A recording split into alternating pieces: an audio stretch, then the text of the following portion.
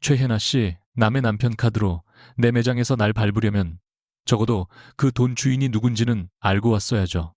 김설이는 청담동 명품 매장에서 평범한 직원처럼 서 있었다. 남편의 내연녀 최혜나는 그곳에 나타나 남의 돈으로 설인을 짓밟으려 했다. 그러나 해나가 꺼낸 카드는 박도현의 보조 카드였고 그 순간 모두가 믿고 있던 권력의 순서가 뒤집히기 시작했다. 청담동 루미에르 매장 안은 낮은 조명과 유리 진열장의 반사광으로 지나치게 조용했다. 김설이는 검은 재킷에 흰 장갑을 끼고 한쪽 진열대 앞에 서 있었다. 겉보기에는 새로 들어온 판매 직원 같았지만 그녀의 시선은 손님보다 직원들의 손끝과 단말기, 화면 예약, 상품 보관함의 잠금 상태에 더 오래 머물렀다. 그녀가 세 번째로 고객 명단 파일의 순서를 눈으로 훑던 순간 문가의 센서가 낮게 울렸다. 샤넬 향수 냄새보다 먼저 들어온 것은 날카로운 웃음소리였다. 최혜나는 베이지색 코트를 어깨에 걸친 채 매장 안으로 걸어 들어왔고 뒤에는 두 명의 직원이 긴장한 얼굴로 따라붙었다. 해나는 설인을 보자마자 발걸음을 멈추더니 입꼬리를 올렸다. 어머, 여기서 일해요. 그녀의 목소리는 일부러 높았다. 박도연 대표님 사모님이 이런 데서 장갑 끼고 물건 닦는 줄은 몰랐네. 설인은 고개를 들었지만 대답하지 않았다. 해나는 더 가까이 다가와 진열장 위를 손톱으로 톡톡 두드리며 말했다. 이 가방 꺼내봐요. 아니, 직원이면 손님 말 들어야죠. 설마 집에서도 무시당하더니 여기서도 손님 가려요. 옆에 있던 젊은 직원의 얼굴이 굳었다. 설이는 손끝 하나 흔들리지 않은 채 유리장을 열며 조용히 말했다. 예약, 고객 전용 상품입니다. 구매 자격 확인 후 안내해드리겠습니다. 해나는 웃음을 터뜨렸다. 구매 자격, 내가 누군지 몰라요. 이 카드 한 장이면 여기 매장 오늘 매출 다 채워줄 수 있어요. 해나가 가방에서 꺼낸 것은 도현명의 계좌에 연결된 플래티넘 보조 카드였다. 카드 표면이 조명을 받아 번쩍였고 그녀는 일부러 그것을 설인의 눈앞에 흔들었다. 이거 보여요. 당신 남편이 나한테 직접 준 카드예요. 불쌍하죠.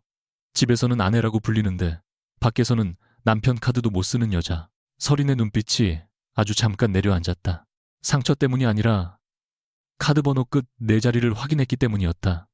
그 번호는 지난달 그녀의 변호사가 정리해준 지출 목록에서 여러 번 본 것이었다. 해나는 그 침묵을 패배로 착각했다. 매니저 불러요. 이 직원 태도가 너무 별로라서요. 아니면 내가 여기 있는 물건 전부 결제하고 본사에 직접 말해줄까요? 이런 사람은 루미에르 이미지랑 안 맞는다고. 그때 매장 뒤쪽 사무실 문이 조금 열렸다가 다시 닫혔다. 진짜 매장장 윤미라의 얼굴이 유리벽 너머로 창백하게 스쳤다. 설이는 그것을 보았다. 그녀는 이미 알고 있었다. 이 지점에서 한정판 입고 정보가 외부로 새고 있었고 그 정보가 정확히 누구에게 흘러갔는지 오늘 확인하러 온 것이었다. 해나가 예약 상품의 위치를 단번에 짚은 순간 답은 거의 나와 있었다. 꺼내라고 했잖아요. 해나는 손가락으로 진열장 안에 크림색 악어 가죽백을 가리켰다. 그거랑 저 시계, 그리고 저쪽 스카프 전부 포장해요. 오늘 기분이 별로라서 돈 좀 써야겠어요. 설이는 가방을 꺼내지 않았다. 대신 태블릿 화면을 켜고 상품 코드를 확인했다. 해나가 짜증스럽게 숨을 내쉬며 말했다. 느려 터졌네. 당신이 그래서 남편한테 버림받은 거 아니에요. 그 말에 주변 공기가 얼어붙었다. 설이는 고개를 들었다. 그녀의 목소리는 낮고 깨끗했다. 고객님 상품 설명 전 개인적인 모욕은 중단해 주십시오. 해나는 눈썹을 치켜 올렸다. 고객님, 이제야 정신 차렸나 보네. 그럼 무릎이라도 꿇고 사과해요. 내가 오늘 당신 자르라고 하면 잘릴 텐데. 바로 그때 문이 다시 열리고 박도현이 들어왔다. 그는 회색 수트를 입고 있었지만 넥타이는 조금 비뚤어져 있었다. 매장에 들어서자마자 그는 해나를 먼저 보았고 그 다음 설인을 보았다. 김설인, 여기서 뭐 하는 거야? 그의 목소리에는 당황보다 짜증이 먼저 묻어났다. 해나가 곧장 그의 팔짱을 끼며 속삭였다. 오빠, 나 무서웠어. 사모님이 손님을 이렇게 대하더라. 도현은 설인에게 낮게 말했다. 집안일을 밖으로 끌고 나오지 마. 네가 지금 어떤 꼴인지 알아. 설인은 그를 똑바로 보았다. 알아요. 아주 정확히. 도현은 그 대답이 마음에 들지 않는다는 듯 입술을 비틀었다. 그는 주변 직원들의 시선을 의식하며 한 걸음 다가왔다. 여기서 일하는 척까지 해야 했어. 내가 생활비 안 줬어. 남들 앞에서 나 망신 주려고 이러는 거야. 설이는 잠깐 웃을 뻔했다. 그 생활비라는 말이 얼마나 얄팍한지 그녀만큼 잘 아는 사람은 없었다.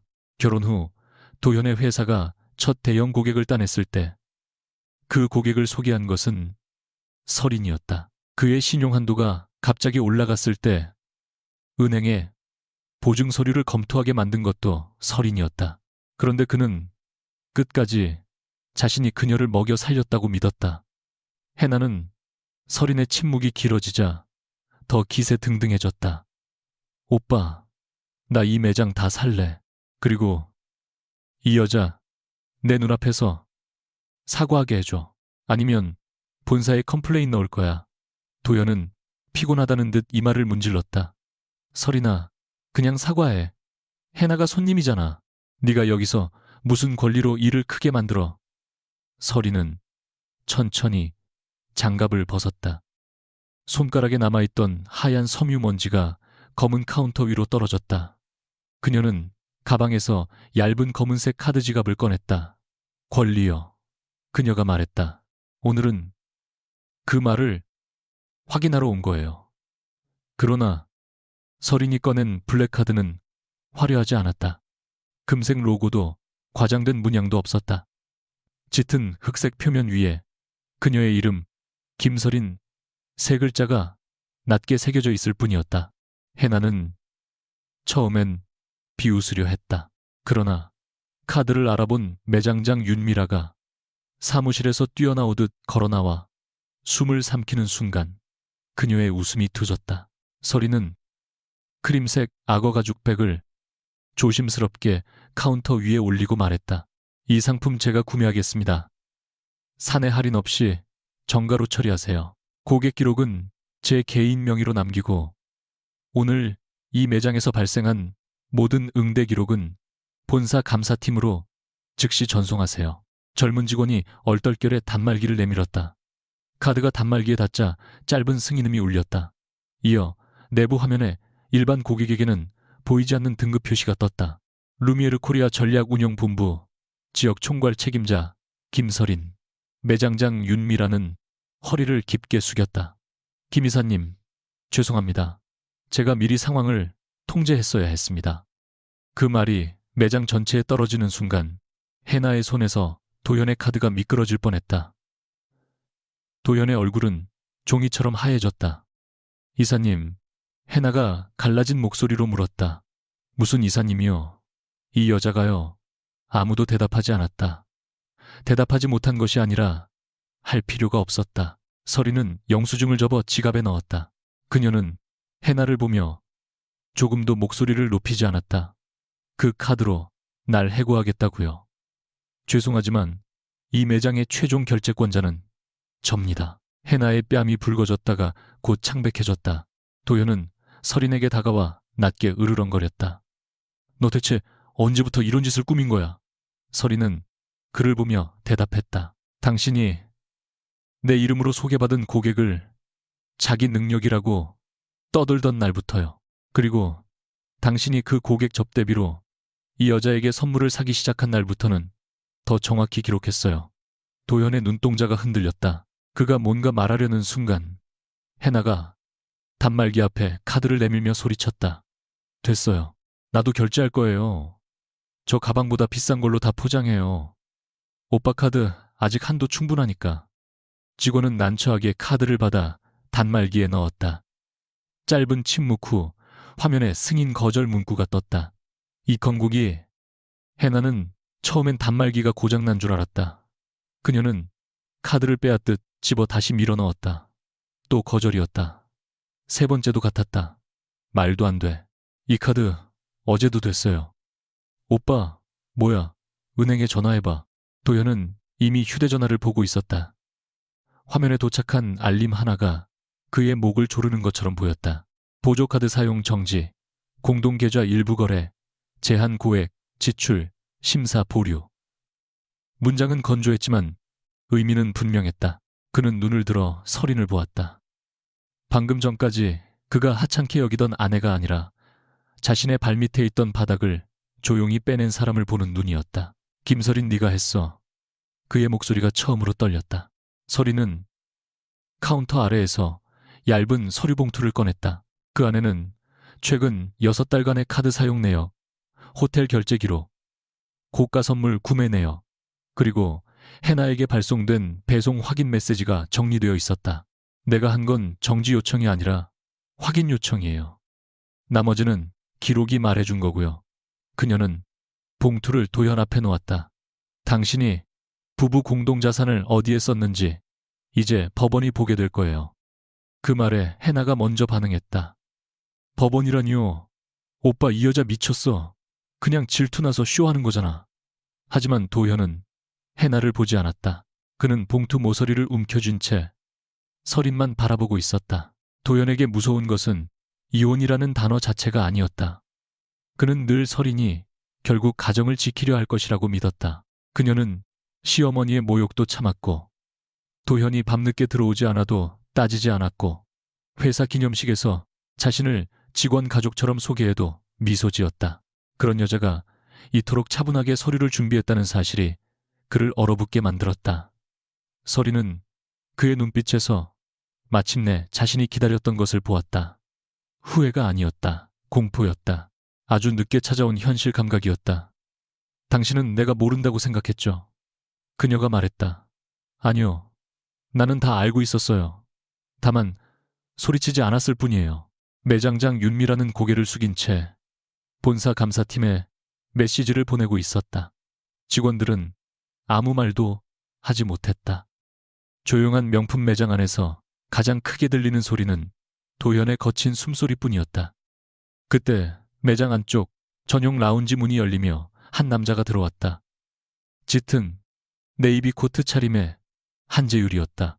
루미에르 코리아 법무실장이자 리스크 관리 책임자인 그는 평소처럼 차가운 표정이었다. 그는 해나와 도현을 지나쳐 서린 앞에서 멈췄다. 김 이사님, 본사 감사팀 접수 완료됐습니다. 다만 개인 소송 자료와 내부 감사 자료는 엄격히 분리해야 합니다. 말투는 정중했지만 경고는 분명했다. 서린은 그를 바라보았다. 재율은 그녀 편이라고 말하지 않았다. 오히려 그는 그녀가 가장 예민한 순간에 가장 딱딱한 원칙을 들이밀었다. 도현은 그 틈을 놓치지 않으려 했다. 들었지? 네가 지금 회사 권한을 사적인 복수에 쓰고 있다는 거야. 이건 문제될 수 있어. 재율의 눈이 도현에게 향했다. 박 대표님, 그 판단은 본사와 외부 자문이 할 겁니다. 그리고 현재 확인된 것은 고객 정보 유출 가능성과 보조카드 부정 사용 의혹입니다. 두 사안 모두 가볍지 않습니다. 도현은 입을 다물었다. 해나는 여전히 상황을 이해하지 못한 채 서린을 노려보았지만 그녀가 쥐고 있던 카드의 반짝임은 조금 전과 달리 초라해 보였다. 서린은 재율이 가져온 봉인 봉투를 받았다. 그 안에는 오늘 매장 폐쇄회로 영상 보존 요청서와 직원 접근 기록 출력물이 들어 있었다. 그녀는 그제야 해나를 다시 보았다. 최해나 씨, 오늘 당신이 고른 상품은 아직 일반 판매 전입니다. 그런데 당신은 정확히 어느 진열장에 있는지 알고 있었죠? 해나의 눈빛이 흔들렸다. 직원이 알려줬어요. 그게 뭐가 문제인데요? 재율이 낮게 말했다. 그 직원 이름을 말씀해 주시면 됩니다. 아니면 접근 기록으로 확인하겠습니다. 해나는 입술을 깨물었다. 도현은 해나의 팔을 붙잡았지만 그 손에도 힘이 없었다. 서린은 그 모습을 보며 이상하리만큼 아무 느낌도 들지 않았다. 예전 같았으면 가슴 한가운데가 찢어졌을 것이다. 그런데 지금은 너무 조용했다. 그녀 안에서 마지막으로 남아있던 결혼의 잔해가 이미 오래전에 식어버린 재처럼 느껴졌다. 도연 씨. 그녀가 결혼 후 처음으로 남편을 그렇게 불렀다. 당신도 여보도 아니었다. 오늘부터 제 이름으로 된 보증제 고객 네트워크, 제 계좌와 연결된 모든 편의는 중단됩니다. 당신 회사가 정말 당신 능력으로 서 있었는지 이제 확인해 보세요. 도현의 얼굴에서 마지막 혈색이 사라졌다. 그는 그 말을 이해했다. 그의 회사가 최근 3년 동안 버틴 이유는 은행이 그를 믿어서가 아니라 설인이 뒤에서 연결해둔 신용구조와 고객 신뢰 때문이었다. 그는 그것을 사랑이라고 착각하지도 않았다. 아내라면 남편을 도와야 한다고 믿었고 자신은 그 위에 서서 다른 여자에게 성공한 남자의 얼굴을 보여주었다. 해나는 뒤늦게 도현의 팔을 흔들며 물었다. 오빠, 무슨 말이야? 회사 괜찮은 거지? 나한테 말했잖아. 이번 달에 투자 들어온다고. 도현은 대답하지 못했다. 설이는 검은 카드 지갑을 닫고 윤미라 매장장에게 말했다. 오늘 근무자는 모두 본사 면담에 응하게 하세요. 고객 응대 문제는 따로 처리하고 정보 접근 권한은 즉시 회수하세요. 윤미라는 떨리는 목소리로 네, 김 이사님하고 답했다. 설이는 포장된 가방을 들지 않았다. 대신 영수증만 챙겼다. 그 가방은 그녀에게 필요하지 않았다. 필요한 것은 결제 기록이었다. 오늘 이 장소에서 누가 누구의 돈으로 누구를 짓밟으려 했는지 증명하는 마지막 조각. 설인이 매장을 나서려 하자 도현이 뒤에서 그녀의 손목을 붙잡았다. 예전 같으면 그 손길 하나에도 마음이 흔들렸을지 모른다. 그러나 오늘 그의 손은 낯설고 차가웠다. 설인아, 우리 얘기하자. 이렇게까지 할 일은 아니잖아. 그는 낮은 목소리로 애원했지만 그 안에는 여전히 사과보다 계산이 많았다. 설이는 천천히 손목을 빼냈다. 얘기는 충분히 했어요. 당신은 매번 안 들었을 뿐이에요. 도현이 이를 악물었다. 너 혼자 깨끗한 척하지 마. 네가 잘났다는 걸 숨긴 것도 결국 날 무시해서였잖아. 그 말은 처음으로 설인의 가슴을 찔렀다. 그녀가 숨긴 것은 그를 무시해서가 아니었다. 사랑받기 위해서였다. 너무 환하게 빛나면 곁에 있는 사람이 도망갈까봐 그녀는 일부러 조명을 낮췄다. 그런데 그 어둠 속에서 도현은 길을 잃은 것이 아니라 다른 여자를 데려왔다. 설이는 조용히 말했다. 맞아요. 나도 잘못했어요. 당신, 자존심을 지켜주겠다고 내 삶을 접어둔 것. 그게 내 가장 큰 실수였어요. 그녀는 더 이상 돌아보지 않았다. 유리문이 열리고 청담동 거리에 차가운 공기가 그녀의 얼굴에 닿았다. 뒤에서는 해나의 울먹이는 목소리와 도현의 낮은 욕설, 그리고 제유리 직원들에게 증거 보존 절차를 지시하는 목소리가 뒤섞였다. 설이는 처음으로 숨을 깊이 들이마셨다. 결혼이 무너지는 소리는 생각보다 조용했다. 하지만 그 조용함 속에서 그녀의 이름은 다시 선명해지고 있었다. 한남동 펜트하우스의 현관문이 열렸을 때 집안은 지나치게 깨끗했다. 결혼 생활 내내 김설인이 가장 싫어했던 것은 이런 종류의 정적이었다. 먼지 하나 없는 대리석 바닥 손님을 의식해 늘 반듯하게 놓인 꽃병, 아무도 앉지 않는 흰 소파. 모두가 완벽해 보였지만 그 안에 온기는 없었다. 설이는 구두를 벗지 않은 채 거실로 들어섰고 그보다 먼저 도착해 있던 박도현은 넥타이를 풀어던진 채 창가에 서 있었다. 그의 어머니 오정숙은 소파에 앉아 차갑게 설인을 훑어보았다. 네가 오늘 무슨 짓을 했는지 알고는 있니? 정숙의 목소리는 평소처럼 낮고 단단했다. 남편 얼굴에 먹칠하고 밖에서 내연년이 뭐니 떠들며 집안을 망신시켜 설이는 코트를 벗어 의자 등받이에 걸었다. 도현이 먼저 돌아섰다. 어머니, 말해봐야 소용없어요. 얘 오늘 작정했어요. 회사 사람들 앞에서 나를 범죄자 취급하더군요. 설이는 그의 얼굴을 가만히 보다가 조용히 말했다. 범죄자라고 말한 적은 없어요. 기록이 남았다고 했죠. 그 말에 도현의 입가가 굳었다. 정숙은 찻잔을 내려놓으며 부부 사이에 돈 좀 쓴 걸 가지고 무슨 기록까지 들먹여. 남자가 밖에서 사업하다 보면 접대도 있고 선물도 있는 거야. 네가 그렇게 돈돈거리니까 도현이가 집에 들어오기 싫어지는 거 아니니? 서리는 그 말을 듣는 순간 이상하게 웃음이 나올 뻔했다. 이 집에서 돈 이야기를 가장 많이 한 사람은 언제나 정숙이었다. 결혼 초 서린이 임원 승진 제안을 받았을 때 정숙은 며느리의 성공을 축하하는 대신 여자가 남편보다 앞서 나가면 집안 기운이 기운다고 말했다. 그때 도현은 아무 말도 하지 않았다. 서린은 그 침묵을 이해하려 애썼고 사랑한다는 이유로 자신의 이름을 작게 접어넣었다. 그러나 오늘은 달랐다.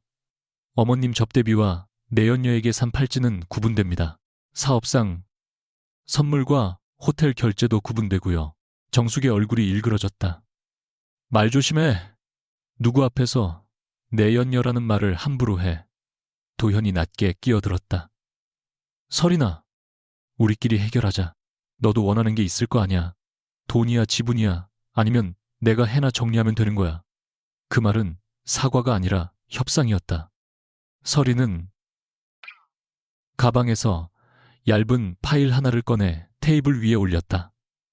다음, 다음, 다음, 다음, 다음, 다음, 다음. 파일 표지는 흰색이었고 안쪽에는 날짜 순으로 정리된 카드 내역과 배송 확인서, 예약 상품 구매 기록이 끼워져 있었다. 정숙은 처음에는 그것을 보지 않으려 했다. 하지만 첫 장 상단에 적힌 금액을 보는 순간 눈빛이 흔들렸다. 이게 다 뭐니? 설이는 앉지 않은 채 말했다. 지난 6달 동안 도현 씨 명의 보조카드로 결제된 고가 상품 목록입니다. 일부는 공동 계좌에서 빠져나갔고 일부는 회사 접대비로 처리됐어요. 아직 결론을 내린 건 아니지만 설명은 필요하겠죠. 도현이 다가와 파일을 덮었다. 너 지금 나 협박하는 거야. 설이는 그의 손등을 바라보았다. 결혼 반지는 끼고 있었지만 그 손으로 다른 여자에게 목걸이를 걸어주었을 장면이 너무 선명하게 떠올랐다. 그녀는 눈을 감지 않았다. 아니요, 통보하는 거예요. 내일 오전 법률 대리인을 통해 별거와 재산, 정산 협의를 시작하겠습니다. 정숙이 벌떡 일어났다. 네가 감히 이 집을 나가겠다고. 설이는 처음으로 정숙을 똑바로 보았다. 이 집은 제 명의 지분도 들어간 집입니다. 나가는 건 제가 아니라 정산 대상부터 정해야겠죠. 도현의 얼굴이 붉어졌다. 그는 자존심이 다칠 때마다 목소리를 낮췄다. 낮추면 더 위협적으로 들린다고 믿는 남자였다. 김설인, 네가 뭔데 내 회사를 건드려. 네가 아는 고객 몇 명 소개해준 걸로 지금까지 생색내는 거야. 설이는 그 말에 잠시 침묵했다. 그것이 가장 아픈 부분이었다. 그녀가 해준 도움은 생색내기 싫어서 기록으로만 남겼고 도현은 그 침묵을 자기 능력으로 착각했다. 몇 명이 아니었어요. 첫 번째, 유통계약. 두 번째, 신용재평가. 작년 말 투자 미팅까지 전부 당신 회사가 자력으로 얻은 게 아니었죠. 도현은 코웃음을 쳤지만 눈동자가 흔들렸다. 정숙이 중간에 끼어들었다. 그래서 어쩌겠다는 거니? 남편 사업 조금 도운 걸로 집안을 흔들어. 여자가 너무 잘나면 이렇게 무서운 법이구나. 그 말은 오래전 설인의 가슴에 박혔던 문장과 거의 같았다. 설인은 손끝이 차가워지는 것을 느꼈지만 물러서지 않았다. 제가 무서운 게 아니라 어머님이 믿고 싶었던 거짓말이 약했던 거예요. 거실 공기가 순간 얼어붙었다. 도현은 테이블 위 파일을 집어 벽 쪽으로 던졌다. 종이들이 흰 바닥 위에 흩어졌다. 설이는 흩어진 종이를 줍지 않았다. 원본은 이미 다른 곳에 있었다. 그날 밤 설이는 안방이 아니라 서재에서 작은 여행 가방을 꾸렸다. 노트북 하나, 인감 보관함, 외장 저장 장치, 그리고 결혼 전부터 사용하던 검은 가죽 수첩이면 충분했다. 문 밖에서는 도현이 누군가와 통화하는 소리가 낮게 들렸다. 은행 쪽 다시 확인해. 보조카드 정지 사유가 뭔지, 공동 계좌 제한이 누가 요청한 건지 알아봐. 그리고 내일 아침 전에 신용 담당자 연결해. 그의 목소리는 점점 거칠어졌고 잠시 뒤에는 해나에게 전화를 거는 듯했다. 지금은 조용히 있어. 네가 글 올리거나 누구 만나면 더 복잡해져. 서리는 손을 멈췄다. 글. 그 한 단어가 귀에 걸렸다. 해나는 모욕을 당한 사람이 조용히 물러나는 종류의 여자가 아니었다. 서리는 휴대전화를 들어 본사 모니터링 팀에 짧은 메시지를 보냈다. 오늘 청담 지점 관련 온라인 언급을 모두 보존해주세요. 삭제된 글도 가능한 범위에서 기록 바랍니다. 전송 버튼을 누른 뒤 그녀는 서재 창문에 비친 자신의 얼굴을 보았다. 울지 않았다. 그러나 울지 않는다고 아프지 않은 것은 아니었다. 다음날 오전 강남 루미에르 코리아 본사 법무회의실은 유리벽 너머로 도시가 한눈에 내려다 보이는 곳이었다. 서리는 짙은 회색 수트를 입고 들어섰고 한재율은 이미 회의실 끝자리에 앉아 있었다. 그는 밤을 거의 새운 사람처럼 보였지만 셔츠깃 하나 흐트러지지 않았다. 테이블 위에는 청담 지점, 응대 기록, 단말기, 결제 로그, 상품 접근 권한 내역, 그리고 서린이 별도로 제출한 개인 자료 목록이 놓여 있었다. 재율은 그녀가 앉자마자 말했다. 김 이사님, 먼저 분명히 하겠습니다. 회사 감사 자료와 이혼 소송 자료는 섞이면 안 됩니다. 어제 현장에서 두 사안이 동시에 발생한 건 이해하지만 처리 라인은 완전히 분리해야 합니다. 그래서 원본은 외부 변호사에게 넘겼고 회사에는 고객 정보 유출과 직원 응대 문제에 필요한 자료만 제출했습니다. 재율은 그녀를 잠시 바라보았다. 그 눈빛에는 칭찬도 위로도 없었다. 그럼에도 의심받을 여지는 남습니다. 특히 김 이사님이 직접 현장에서 결제한 행위는 공격받기 좋습니다. 서린의 입술이 아주 조금 굳었다. 공격은 이미 시작됐을 겁니다. 그 말이 끝나기 무섭게 회의실 문이 열리고 홍보팀장이 태블릿을 들고 들어왔다. 얼굴빛이 좋지 않았다. 온라인 커뮤니티에 글이 올라왔습니다. 제목이 자극적입니다. 루미에르 임원이 내연녀 몰아세우며 매장 권력 남용했다는 식이에요. 작성자는 익명인데 현장 일부만 잘라서 올렸습니다.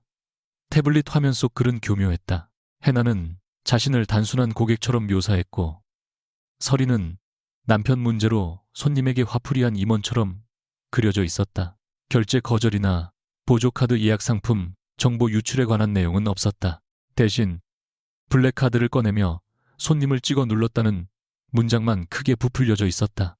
홍보팀장은 조심스럽게 말했다. 아직 확산 초반이지만 VIP 고객들 사이에서 돌면 부담이 됩니다. 브랜드 이미지를 생각하면 이사님이 잠시 물러나는 그림을 검토해야 할 수도 있습니다. 서리는 화면을 보며 해나의 욕망을 읽었다. 돈보다 더 원하는 것, 인정, 자신이 짓밟혔다는 사실을 뒤집어 피해자로 박제되고 싶은 욕망. 재율이 태블릿을 받아 화면을 넘기며 말했다. 감정적인 반박은 금물입니다. 사실 확인 전 공식 입장도 내지 마세요. 서린이 글을 보았다. 제게 침묵하라는 뜻인가요? 재율은 차갑게 대답했다. 아니요, 준비 없이 말하지 말라는 뜻입니다. 서린은 그 말이 싫었다. 너무 맞는 말이어서 더 싫었다. 회의가 끝난 뒤 그녀는 법무실 앞 복도에서 재율을 붙잡았다. 한 실장님은 제가 공사를 구분하지 못한다고 생각하죠. 재율은 멈춰섰다. 유리창 밖으로 오전 햇빛이 날카롭게 들어와 그의 옆얼굴을 반쯤 가렸다. 가능성을 배제하지 않을 뿐입니다. 서리는 웃지 않았다. 저는 그 매장을 제 감정 풀려고 간 게 아닙니다. 석 달 전부터 청담 지점에서 예약 상품 정보가 새고 있었고 어제 최애나가 정확히 그 상품을 짚었습니다. 그 여자가 남편의 보조카드를 들고 나타난 건 우연일 수 있지만 상품 위치를 알고 있던 건 우연이 아니에요. 재율은 대답하기 전 아주 짧게 침묵했다. 그래서 더 조심해야 합니다. 김 이사님이 피해자라는 사실이 회사 절차 위에 설 수는 없습니다. 그 말은 칼처럼 정확했다. 서리는 그 정확함에 배인 사람처럼 숨을 들이켰다. 저는 평생 절차를 지켰어요. 남편 자존심도 절차처럼 지켰고, 시어머니 체면도 규정처럼 지켰고, 제 이름이 너무 커 보이지 않게 숨기는 것까지 예의라고 믿었어요. 그런데 모두가 그걸 약점으로 쓰더군요. 재율의 눈빛이 처음으로 조금 흔들렸다. 재율은 서린의 말 속에서 오래전 어머니의 얼굴을 보았다. 그의 어머니도 그랬다. 집안을 위해 참았고, 남편 사업을 위해 서명했고, 모든 것을 가족이라는 이름 아래 묻었다. 그리고 이혼 서류 앞에 섰을 때 남은 것은 증거 없는 억울함 뿐이었다. 재율은 그때 아직 대학생이었고, 법을 공부하겠다고 마음먹은 이유도 거창한 정의가 아니라 무력감이었다. 그래서 그는 감정이 섞인 사건을 싫어했다. 감정은 옳아도 서류가 되지 않으면 쉽게 짓밟혔다. 그는 서린에게 그 말을 해주고 싶었지만 입 밖으로 나온 것은 여전히 건조한 문장이었다. 김 이사님이 지키려던 것들이 김 이사님을 지켜주지는 못했습니다. 이제부터는 기록이 지켜줄 겁니다. 서린은 그를 바라보았다. 위로라기엔 차갑고 충고라기엔 이상하게 다정한 말이었다. 그녀는 잠시 뒤 고개를 돌렸다. 그럼 기록을 더 모아야겠네요. 재율은 짧게 고개를 끄덕였다. 청담 지점 직원 접근 권한부터 보겠습니다. 최애나 씨에게 정보를 흘린 사람이 내부에 있다면 어제의 일은 단순한 불륜 소동이 아닙니다. 그 시각 도현은 여의도 사무실에서 전화를 붙잡고 있었다. 유리병 너머 직원들은 서로 눈치를 보며 조용히 움직였고, 회의실 안에는 차갑게 식은 커피 3잔이 그대로 놓여 있었다. 은행 담당자는 예전처럼 부드럽지 않았다. 박 대표님, 이번 건은 내부 심사 부서에서 확인 중이라 제가 답변 드리기 어렵습니다. 보증 구조 변경 가능성이 언급된 만큼 추가 서류가 필요합니다. 도현은 이를 악물었다. 보증 구조는 그대로입니다. 제 아내가 감정적으로 문제를 일으킨 거고 회사와는 상관없어요. 그러나 수화기 너머의 침묵은 그 말이 이미 통하지 않는다는 사실을 알려주었다.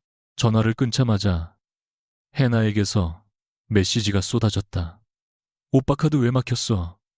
나 지금 사람들한테 뭐라고 해? 어제 매장에서 날 무시한 거 그냥 못 넘어가.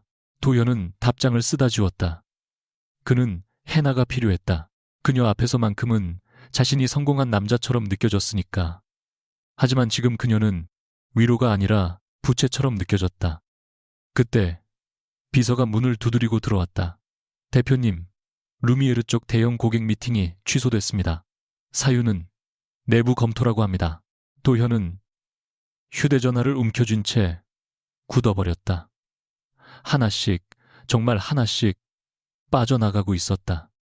저녁 무렵 서리는 성수동의 조용한 카페에서 외부 변호사 윤가영을 만났다. 가영은 대학 시절부터 서린을 알아온 친구였고, 지금은 가사와 기업 분쟁을 함께 다루는 로펌 파트너였다. 그녀는 서린이 건넨 자료를 넘기며 한숨을 삼켰다. 너 이걸 언제부터 모은 거야? 서린은 따뜻한 물잔을 두 손으로 감쌌다. 처음엔 확인하려고 했어. 내가 오해하는 건지, 내가 예민한 건지.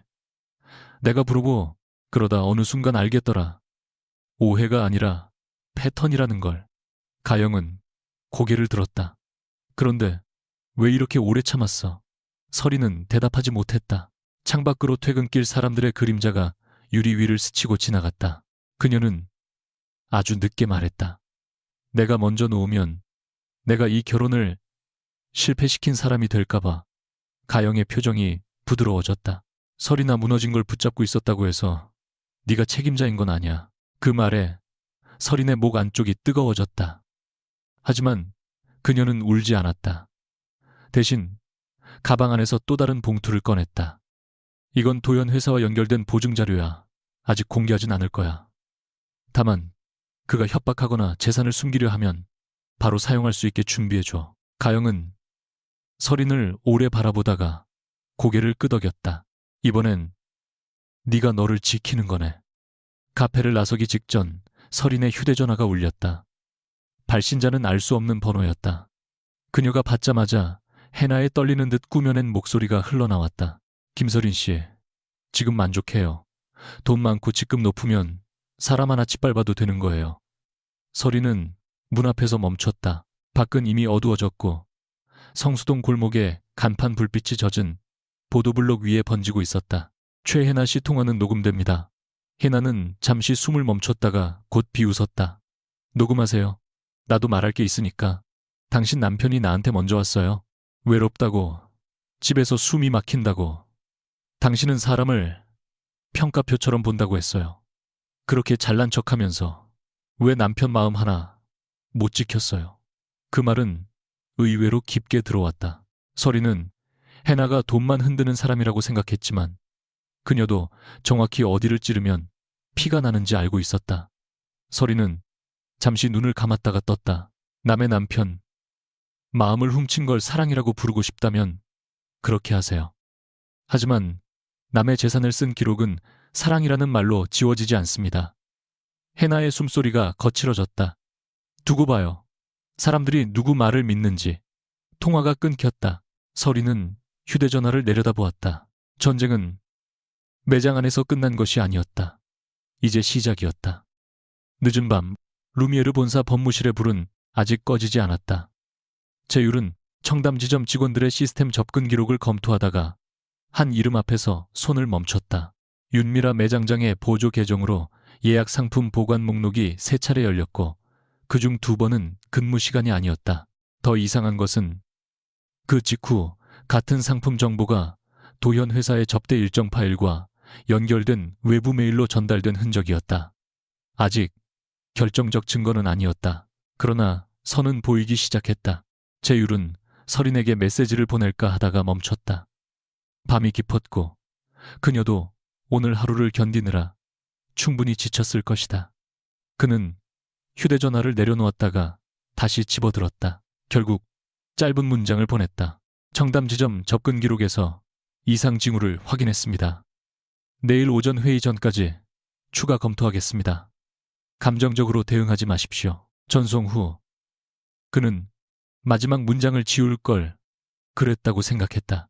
그러나 이미 늦었다. 잠시 뒤 답장이 왔다. 걱정하지 마세요. 저는 오래전부터 감정적으로 대응하지 않는 법을 배웠습니다. 제율은 그 문장을 오래 바라보았다. 이상하게 마음이 무거워졌다. 서리는 호텔 객실 책상 앞에 앉아 제율의 메시지를 읽었다. 집으로 돌아가지 않았다. 한남동 펜트하우스에는 아직 그녀의 옷과 책 결혼 사진이 남아 있었지만 그곳은 더 이상 그녀가 쉴 수 있는 장소가 아니었다. 그녀는 노트북을 열고 내일 회의 자료를 정리했다. 온라인 글은 예상보다 빠르게 퍼지고 있었다. 일부는 해나를 불쌍한 젊은 여성으로 묘사했고 일부는 서린을 권력으로 사생활을 덮으려는 임원이라고 몰아갔다. 서린은 댓글을 오래 보지 않았다. 대신 캡처 파일을 시간순으로 저장했다. 고통도 기록이 되면 무기가 된다는 것을 이제 알았다. 잠시 뒤 도현에게서 메시지가 왔다. 우리 이렇게 끝낼 사이 아니잖아. 내일 만나서 얘기하자. 서린은 답하지 않았다. 몇 분 뒤 또 다른 메시지가 도착했다. 너도 다치는 수가 있어. 그제야 그녀는 화면을 바라보았다. 마지막 미련을 협박으로 바꾸는데 하루도 걸리지 않는 남자. 서린은 천천히 휴대전화를 엎어놓았다. 그리고 회의자료 첫 장 제목을 수정했다. 청담지점 정보 유출 및 이해관계 충돌 검토. 그녀는 더 이상 아내의 이름으로 싸우지 않을 생각이었다. 김서린 자신의 이름으로 끝낼 것이다. 루미에르 코리아 본사 회의실의 공기는 아침부터 차가웠다. 긴 테이블 끝에 앉은 김서린은 태블릿 화면에 떠있는 게시글들을 한 장씩 넘기고 있었다. 제목은 점점 더 자극적으로 변했다. 청담 명품, 매장 갑질, 임원, 남편 문제로 고객을 공개, 망신준 여자, 블랙카드로 사람 눌렀다는 목격담. 문장들은 사실을 닮은 거짓말이었다. 최혜나는 자신이 들고 있던 보조카드와 예약 상품 정보를 알고 있었던 이유는 지웠고 서린이 조용히 절차를 지시한 장면만 권력 남용처럼 잘라냈다. 홍보팀장은 굳은 얼굴로 말했다. VIP 고객 커뮤니티 쪽으로도 공유됐습니다. 아직 언론까지 번진 건 아니지만 오전 중에 질의가 들어올 수 있습니다. 운영본부 임원 한 명이 서린을 향해 날카롭게 물었다. 김 이사 개인 문제가 회사 평판 리스크로 번졌습니다. 본인이 이 자리에 계속 앉아있는 게 맞다고 생각합니까? 서린은 바로 대답하지 않았다. 한재율은 그녀의 오른쪽에서 자료를 넘기고 있었다. 그는 서린을 변호하지 않았다. 대신 낮고 분명하게 말했다. 현재 확인된 쟁점은 두 가지입니다. 하나는 임원 개인의 혼인 분쟁이고 다른 하나는 청담 지점 고객 정보 유출 의혹입니다. 둘을 섞으면 회사가 더 위험해집니다. 그 말은 서린에게도 칼이었다. 회의가 끝나지 않은 상태에서 감사팀 직원이 새 자료를 들고 들어왔다. 청담 지점 예약 상품 보관 목록은 세 차례 외부로 유출된 흔적이 있었고 그중 한 번은 매장장 윤미라의 보조 계정으로 접속되어 있었다. 윤미라는 화상회의 화면 속에서 얼굴이 굳은 채 고개를 저었다. 저는 그 시간에 접속한 적 없습니다. 제 보조 계정은 매장 사무실 단말기에만 저장되어 있었고 비밀번호도 직원들이 알 수 없게 관리했습니다. 재율이 물었다. 그 단말기에 접근할 수 있는 직원은 몇 명입니까? 윤미라의 목소리가 흔들렸다. 저와 부매니저 그리고 지난달부터 임시로 재고 보조를 맡은 이나경 씨입니다. 그 이름이 나오자 서린은 손끝을 멈췄다. 이나경은 전날 매장에서 해나가 들어왔을 때 유난히 눈을 피하던 젊은 직원이었다. 해나가 예약 상품 위치를 단번에 짚었을 때 그녀는 카운터 뒤에서 손을 떨고 있었다. 서린은 그 장면을 기억했다. 그러나 기억은 증거가 아니었다. 운영본부 임원이 다시 입을 열었다. 직원 관리 책임도 결국 현장 운영을 총괄하는 김 이사에게 있습니다. 지금 상황에서는 잠정 직무 배제를 검토할 수밖에 없습니다. 회의실 안의 시선들이 서린에게 꽂혔다. 안들은 이 소리대로 그녀는 모욕보다 더 무거운 것을 느꼈다. 자신이 세운 시스템이 자신을 겨누고 있었다. 서린은 회의실을 나와 복도 끝 작은 휴게 공간에 섰다. 유리 너머로 강남의 높은 빌딩들이 무심하게 빛나고 있었다. 그녀는 깊게 숨을 들이마셨지만 가슴이 펴지지 않았다. 잠시 뒤 재율이 따라 나왔다. 그는 커피도 물도 들고 있지 않았다. 그저 손에 얇은 파일 하나만 쥐고 있었다. 임시 직무 배제는 징계가 아닙니다. 절차상 방어막입니다. 서린은 창밖을 보며 대답했다. 그 말이 얼마나 차가운지 아세요? 재율은 잠시 침묵했다. 차갑지만 필요합니다. 서린은 그제야 그를 돌아보았다. 한 실장님은 늘 필요하다는 말로 사람을 밀어내네요. 제가 어제부터 몇 번이나 설명했는지 모르겠어요. 저는 회사 권한으로 남편을 벌주려는 게 아니라고요. 재율의 눈빛이 가라앉았다. 알고 있습니다. 짧은 대답이었다. 서린의 얼굴에 처음으로 균열이 생겼다. 그런데 왜 아무도 제 편에 서지 않는 것처럼 느껴질까요? 재율은 쉽게 위로하지 못했다. 그가 할 수 있는 말은 정해져 있었다. 감정적 동조보다 절차가 그녀를 지킬 것이다. 그러나 그 순간만큼은 그 말이 잔인하게 느껴졌다. 그는 낮게 말했다. 편에 서는 방식이 꼭 소리를 높이는 것만은 아닙니다. 저는 김 이사님이 나중에 공격받지 않게 선을 긋고 있는 겁니다. 서린은 웃지 않았다. 그 선 때문에 제가 혼자 서 있는 것 같아요. 그날 오후 박도연은 서린에게 직접 연락하지 않았다. 대신 그의 변호사가 먼저 움직였다. 서린이 외부 변호사 윤가영의 사무실에 도착했을 때 테이블 위에는 도현 측에서 보낸 초안이 놓여 있었다. 별거 합의서라는 제목 아래 도현은 한남동 펜트하우스의 거주권과 자신의 회사 지분 방어, 그리고 혼인 중 형성된 일부 재산에 대한 기여분 축소를 요구하고 있었다. 더 노골적인 조항도 있었다. 양측은 혼인 중 사생활과 관련된 자료를 제3자에게 공개하지 않으며 위반 시 손해배상 책임을 진다. 가영은 종이를 손끝으로 밀어내며 말했다. 이건 협의가 아니라 입막음이야. 네가 가진 증거를 못 쓰게 만들려는 거지. 서리는 문장을 한 줄씩 읽었다. 도현다운 방식이었다. 미안하다고 말하기 전에 계산했고 사과하기 전에 봉쇄했다. 그때 사무실 문이 열리고 도현이 들어왔다. 그는 변호사 없이 혼자였다. 얼굴에는 피로와 초조가 섞여 있었지만 여전히 자신이 협상 테이블 위에 설 수 있다고 믿는 사람의 눈이었다. 설이나 잠깐만 둘이 얘기하자. 가영이 단호하게 말했다. 의뢰인과 별도 대화는 어렵습니다. 도현은 가영을 무시하고 설인에게 시선을 고정했다. 너도 회사에서 곤란하다며 우리 둘 다 다치기 전에 정리하자는 거야. 설이는 그 말에 의자를 뒤로 밀지 않았다. 도현이 가까이 다가와 낮게 말했다. 네가 가진 자료, 법정까지 가면 너도 좋을 거 없어. 사람들이 뭐라고 할 것 같아. 잘난 아내가 남편 하나 못 지키고 회사 권한으로 내 연녀 잡았다고 할 거야. 내 이미지도 끝나. 설이는 그를 보며 천천히 물었다. 당신은 아직도 내가 사람들 시선 때문에 멈출 거라고 생각해요. 도현은 잠시 말문이 막혔다가 이내 이를 악물었다. 너 원래 그런 사람 아니었잖아. 가족 지키려고 참고 내 어머니 앞에서도 고개 숙이고 내가 힘들다고 하면 다 이해해줬잖아. 그런데 왜 갑자기 이렇게 변했어? 그 말은 애원처럼 들렸지만 안쪽에는 원망이 있었다. 설이는 처음으로 그의 비겁함보다 자신의 오랜 착각을 더 선명하게 보았다. 나는 변한 게 아니에요. 당신이 편하게 쓰던 내 침묵을 이제 못 쓰게 된 것뿐이에요. 도현의 얼굴이 굳었다. 그는 테이블 위 합의서를 손가락으로 눌렀다. 마지막 기회야. 박혜아, 마지막 기회야. 박혜아, 이거 서명해. 그러면 해나 일은 정리하고 회사 보증 문제도 조용히 넘어갈게. 설이는 종이를 집어찢지 않았다. 대신 가영에게 건넸다. 거절한다고 전달해줘. 그리고 이 문서도 협박성 조항 검토 대상에 넣어. 도현의 눈에 분노가 번졌다. 후회할 거야, 김설인. 설이는 낮게 대답했다. 후회는 이미 충분히 했어요.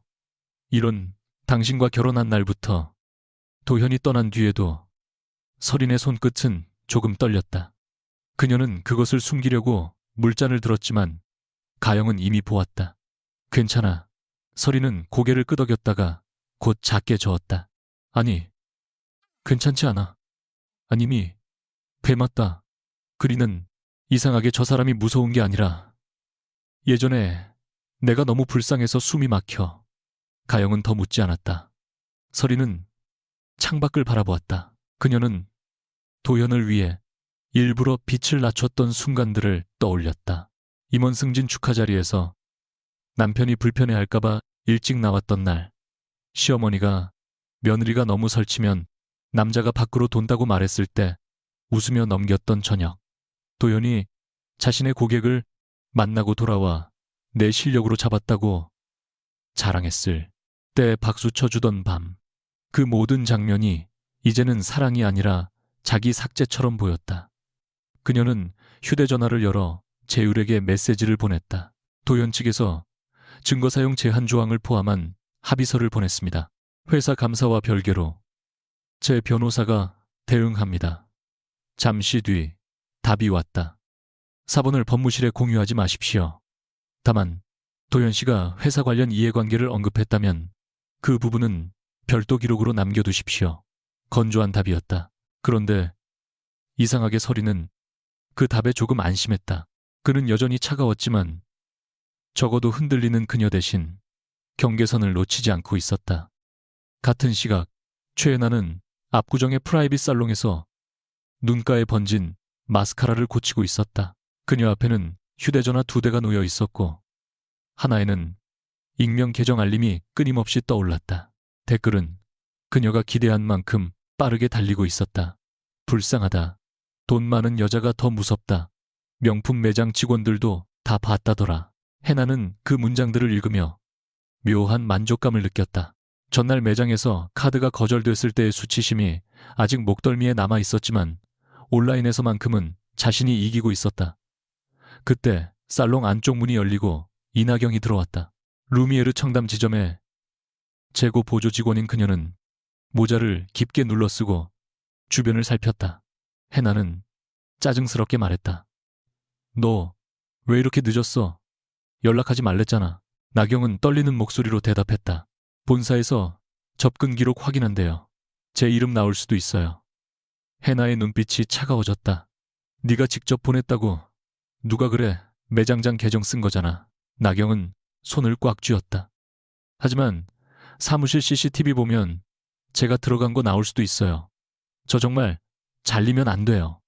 해나는 가방에서 작은 봉투를 꺼내 테이블 위로 밀었다. 그럼 입 다물어. 너도 돈 필요해서 한 거잖아? 이제 와서 착한 척하지 마. 나경은 봉투를 보면서도 손을 뻗지 못했다. 그녀의 얼굴에는 죄책감보다 공포가 더 컸다. 재율은 그날 저녁 늦게까지 접근 기록을 대조했다. 매장장 계정으로 접속된 시간대, 사무실 출입 기록, 단말기 자동 저장 흔적, 외부 메일 전송 로그가 조금씩 맞물렸다.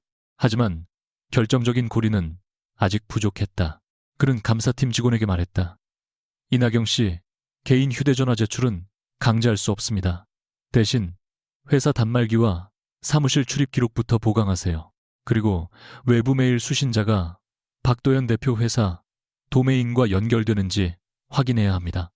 직원이 나간 뒤 재율은 홀로 회의실에 남았다. 그는 피곤한 눈으로 화면을 보다가 문득 설인이 복도에서 했던 말을 떠올렸다. 그 선 때문에 제가 혼자 서 있는 것 같아요. 그는 자신이 언제부터 사람을 보호한다는 이유로 사람 곁에 서지 않는 방식만 배웠는지 생각했다. 어머니가 법정에서 울던 날 아무도 그녀 곁에 앉아주지 않았다. 변호사는 절차를 말했고 친척들은 체면을 말했다. 재율은 그때부터 울지 않는 사람이 되겠다고 결심했다. 그런데 오늘 설인을 보며 알았다. 울지 않는 사람도 무너질 수 있었다. 다만 소리 없이 무너질 뿐이었다. 그는 휴대전화를 들었다가 내려놓고 다시 들었다. 김 이사님, 내일 이사회 전 내부 감사 중간 보고가 있습니다. 불리한 질문이 나올 겁니다. 답변은 짧게 사실 중심으로 하십시오. 전송 후 그는 덧붙였다. 혼자 감당하려 하지 마십시오. 이번에는 지우지 않았다. 다음날 오전 임시이사회는 예상보다 거칠었다. 일부 이사는 설인의 공로를 알면서도 브랜드 리스크 앞에서는 차가웠다. 김 이사 개인의 억울함과 별개로 대외적으로는 임원이 고객을 상대로 권력을 행사한 그림이 만들어졌습니다. 청담지점 정보 유출건도 결국 운영 책임 문제입니다. 조사가 끝날 때까지 김 이사는 모든 외부 미팅과 지점 관리 권한에서 물러나는 것이 맞습니다. 설인은 한 사람씩 바라보았다. 반박할 말은 많았다. 그러나 재율의 조언대로 그녀는 감정을 삼켰다. 조사에 협조하겠습니다.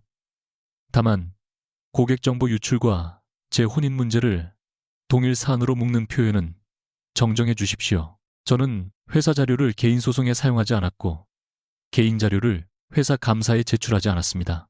회의실 끝에서 재율이 조용히 고개를 끄덕였다. 그 작은 움직임을 설이는 보았다. 이상했다. 누구보다 차가운 사람이 보내는 아주 작은 신뢰가 그날 그녀를 겨우 똑바로 앉아있게 했다. 결국 결정은 내려졌다. 김설이는 조사 완료 전까지 청담 지점을 포함한 주요 매장 운영 권한에서 잠정 배제된다. 문장이 읽히는 동안 설이는 손을 무릎 위에 가지런히 올려놓았다. 굴욕이었다.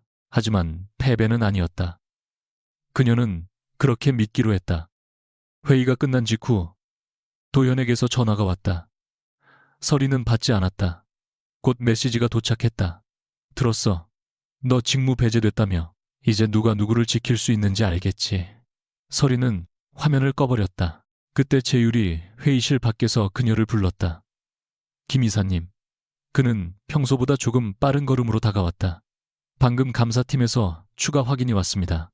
외부 메일 수신 계정이 박도현 대표 회사의 비서실 공용 계정과 연결되어 있습니다. 다만 중간에 한 번 더 전달된 흔적이 있고 그 계정 사용자가 누구인지는 아직 특정되지 않았습니다. 설이는 숨을 고르며 물었다. 최애나 쪽으로 이어질 가능성은요? 제율은 고개를 끄덕였다. 가능성은 있습니다. 하지만 지금 공개하면 역공당합니다. 김 이사님이 남편 회사를 겨냥해 자료를 조작했다는 프레임이 생길 수 있습니다. 서리는 씁쓸하게 웃었다. 결국 또 기다려야 하네요. 제율은 그녀의 얼굴을 바라보다가 조용히 말했다. 이번 기다림은 침묵이 아닙니다. 덫을 완성하는 시간입니다. 서리는 그 말을 오래 들었다. 처음으로 그의 원칙이 감옥이 아니라 방패처럼 느껴졌다. 그날 밤 서리는 임시로 머무는 호텔방에서 직무배제 통보서를 다시 읽었다. 서류는 단정했고 문장은 예의 바르게 잔인했다. 그녀가 지켜온 회사가 그녀에게 잠시 물러나라고 말하고 있었다. 그때 문 아래로 흰 봉투 하나가 밀려 들어왔다. 서리는 움직이지 않았다. 호텔 직원이 놓고 간 것이라기엔 아무런 안내도 없었다. 그녀는 손수건으로 봉투를 집어들고 조심스럽게 열었다. 안에는 사진 한 장과 짧은 문장이 적힌 종이가 있었다. 사진 속에는 청담지점 사무실에 들어가는 이나경의 뒷모습이 찍혀 있었고 그 옆에는 도현 회사 로고가 박힌 서류 봉투가 보였다. 종이에는 단 한 줄이 적혀 있었다. 진짜 시작은 당신 남편 회사 파일 안에 있습니다. 서린의 심장이 낮게 내려앉았다. 누가 보냈는지 알 수 없었다. 도움인지 함정인지도 몰랐다. 그녀는 곧장 제율에게 전화를 걸었다. 늦은 시간인데도 그는 두 번째 신호음이 끝나기 전에 받았다. 무슨 일입니까? 서린은 사진을 내려다보며 말했다. 한 실장님 말이 맞았어요. 이건 단순한 불륜소동이 아니에요. 전화 너머에서 제율의 목소리가 낮아졌다. 그 봉투 아무에게도 보여주지 말고 그대로 보관하세요. 지금부터는 박도현 대표 회사도 조사 범위에 들어갑니다. 서린은 창밖에 서울 야경을 보았다. 불빛은 찬란했지만 그 아래의 길은 어두웠다. 그녀는 이제 그 어둠 속으로 직접 걸어 들어가야 했다. 아침 6시 한제율은 호텔 지하 주차장 입구에서 김서린을 기다리고 있었다. 검은 세단의 유리창에는 아직 잠이 덜 깬 서울의 불빛이 흐릿하게 비쳤고 서린은 손에 흰 봉투를 든 채 엘리베이터에서 내려왔다. 밤새 거의 자지 못한 얼굴이었지만 눈빛만은 무너지지 않았다. 제율은 봉투를 직접 받지 않았다. 출처가 불분명한 자료는 증거로 쓰지 않습니다. 단서로만 봐야 합니다. 서린은 예상했다는 듯 고개를 끄덕였다. 알아요. 그래서 당신에게 먼저 연락했어요. 예전의 나라면 이 사진을 들고 바로 도현 씨 사무실로 갔겠죠. 제율은 그녀의 말 속에 섞인 자조를 들었다. 지금은 예전의 김서린이 아닙니다.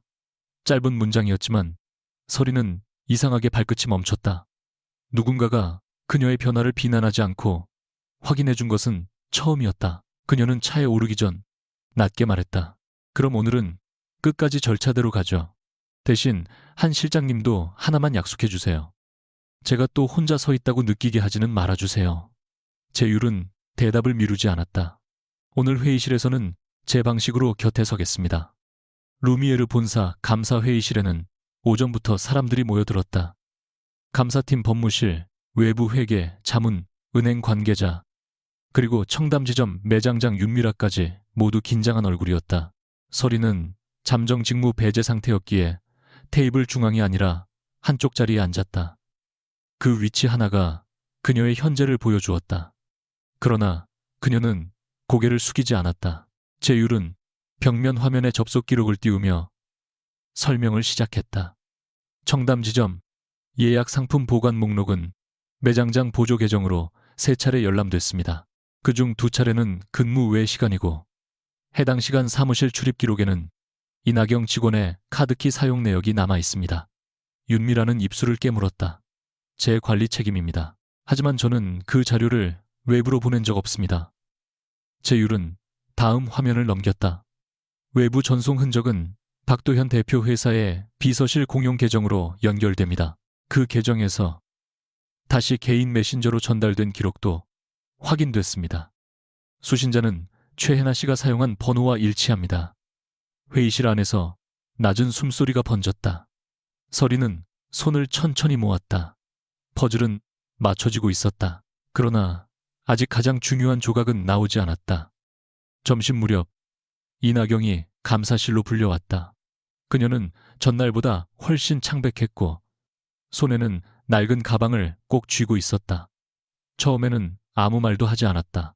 재율이 차분히 접근 기록과 사무실 영상 캡처를 보여주자 그녀의 눈시울이 붉어졌다. 저는 그냥 상품명만 알려준 거예요. 최혜나 씨가 매장에 자주 오는 VIP인 줄 알았고 박도연 대표 회사 쪽에서 행사 협찬이 있다고 해서 목소리가 끊겼다. 서리는 유리벽 너머 조사실을 바라보았다. 분노가 치밀어야 했지만 이상하게 먼저 떠오른 것은 나경의 떨리는 손이었다.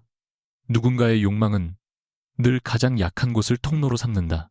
잠시 뒤 나경은 작은 목소리로 말했다.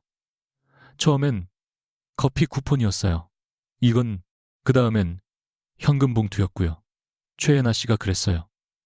사모님은 어차피 아무것도 모르고 박 대표님이 다 책임질 거라고. 재율은 질문을 멈추지 않았다. 박도연 대표가 직접 지시했습니까? 나경은 고개를 저었다가 다시 작게 끄덕였다. 직접은 아니에요. 그런데 그 회사 비서실에서 상품 목록을 요청했고 최혜나 씨가 확인해 줬어요. 저한테는 박 대표님도 알고 계신 일이라고 했습니다. 그것은 완전한 자백은 아니었지만 흐름을 바꾸기에는 충분했다. 그 시각 박도연은 자신의 사무실에서 마지막 통화를 하고 있었다. 은행의 신용 담당자는 더 이상 친절한 말투를 유지하지 않았다. 박 대표님, 기존 보증 구조에 대한 재검토가 공식 접수됐습니다. 관련 매출 채권과 고객 계약의 안정성도 다시 확인해야 합니다. 도연은 책상을 주먹으로 내리쳤다. 누가 접수했는데요? 김서린입니까? 배우자 간 감정 싸움을 은행 심사에 반영하는 게 말이 됩니까? 수화기 너머의 목소리는 건조했다. 감정 문제가 아니라 보증인의 의사 변경과 자금 사용 내역 확인 문제입니다. 보증인은 감정 문제입니다. 오늘 오후 회의 이후 추가 안내드리겠습니다. 전화가 끊기자 도현은 숨을 거칠게 몰아쉬었다. 해나는 소파에 앉아 불안하게 손톱을 물어뜯고 있었다. 오빠 나경이 잡혔다면서 그 애가 나만 얘기하면 어떡해. 도현은 그녀를 노려보았다. 네가 일을 크게 만들었잖아. 글 올리지 말랬지. 해나의 얼굴이 일그러졌다. 오빠가 나한테 약속했잖아. 사모님은 아무것도 못한다고. 돈도 회사도 집도 결국 오빠 거라고 했잖아. 그 말에 도현은 대답하지 못했다. 처음으로 그는 자신이 해나에게 팔았던 거짓말의 값을 계산하기 시작했다. 오후 3시 루미에르 본사 대회의실의 문이 열렸다. 이번에는 임시감사 회의가 아니라 이해관계 충돌과 고객 정보 유출에 대한 공식 보고 자리였다. 박도연은 자신의 변호사와 함께 들어왔고 최혜나는 선글라스를 낀 채 뒤따랐다. 그녀는 여전히 피해자처럼 보이려고 애썼지만 손끝이 떨리고 있었다. 서리는 테이블 맞은편에 앉아 있었다. 직무 배제 통보를 받은 사람답지 않게 차분했다. 도연은 그녀를 보자마자 낮게 말했다. 이런 자리까지 만들 필요 있었어. 부부 문제를 회사 회의실에 끌고 온 건 결국 너야. 서리는 그를 향해 시선을 들었다. 오늘 안건은 부부 문제가 아니에요. 고객 정보 유출, 회사, 자원 오용, 그리고 당신 회사와 루미에르 간 이해관계 충돌입니다. 도연의 변호사가 끼어들었다. 개인적인 혼인 분쟁 자료가 섞인다면 이 회의 자체가 문제될 수 있습니다. 그때 재율이 서류철을 다듬며 말했다. 그래서 회사 자료와 개인 자료를 분리했습니다. 지금부터 제시하는 것은 루미에르 시스템, 로그 매장, 출입 기록, 회사 계정, 전송 기록, 그리고 은행 측에서 확인한 거래 제한 통지뿐입니다. 그는 잠시 서린을 보았다. 개인 자료는 김서린 이사님의 외부 대리인이 별도 절차로 제출할 예정입니다.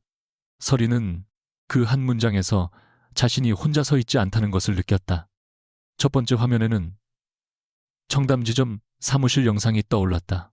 이나경이 근무 시간이 끝난 뒤 사무실에 들어가고 몇 분 뒤 매장장 보조 계정으로 예약 상품 목록이 열리는 장면이었다. 두 번째 화면에는 그 정보가 도현 회사 비서실 공용 계정으로 전달된 로그가 나타났다. 세 번째 화면에는 해나와 비서실 직원 사이에 일정 조율 메시지가 있었다. 직접적인 불륜 증거가 아니라 상품 정보가 어떻게 흘렀는지 보여주는 기록이었다. 해나가 선글라스를 벗으며 날카롭게 말했다. 저는 그냥 선물 고르려고 물어본 거예요. 그게 무슨 큰 범죄라도 돼요. 제율은 차분히 대답했다. 예약 상품 정보는 일반 고객에게 공개되지 않습니다. 특히 특정 고객에게 우선권이 부여된 상품을 외부인이 알고 매장에 방문했다면 회사는 고객 신뢰 훼손을 검토해야 합니다. 도현은 이를 악물었다. 그걸 왜 내 회사와 연결합니까? 비서실 직원이 개인적으로 한 일일 수도 있잖아요. 그때 설인이 처음으로 입을 열었다. 그 비서실 직원이 예약한 접대 일정의 최종 승인자가 당신이었으니까요. 그녀가 내민 자료에는 도현의 전자 승인 기록이 있었다. 그의 얼굴이 굳었다. 그러나 진짜 침묵은 그 다음에 찾아왔다. 설인은 자신의 변호사 윤가영이 보낸 별도 봉투를 테이블 위에 올렸다. 이 자료는 회사 감사 자료가 아닙니다.